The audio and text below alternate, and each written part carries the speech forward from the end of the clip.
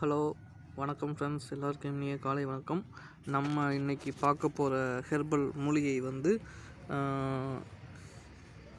இதை வந்து நம்ம ரணகல்லின்னு சொல்லுவோம்.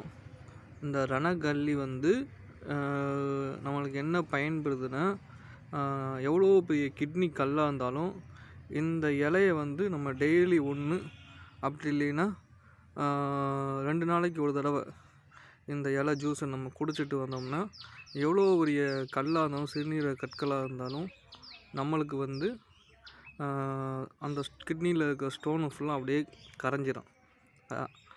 அதுக்கப்புறம் இது ப்ரெஷர் இருக்கு இல்லையா, லோ ப்ரெஷர், ஹை ப்ரெஷர், அதாவது லோ ஹைப்பர் டென்ஷன், ஹை ஹைப்பர் டென்ஷன்லாம் இருக்கு இல்லையா, ப்ரெஷரை வந்து ப்ளட்டில் இருக்க ப்ரெஷரை வந்து இது வந்து கண்ட்ரோல் பண்ணும்.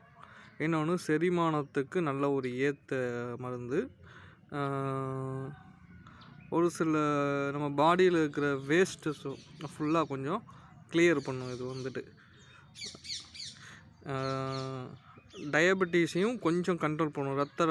ரத்த அழுத்தம், அதாவது ரத்தத்தை சீராக வச்சுக்கிறதுக்கும் இது ரொம்ப யூஸ்ஃபுல்லாக இருக்கும்.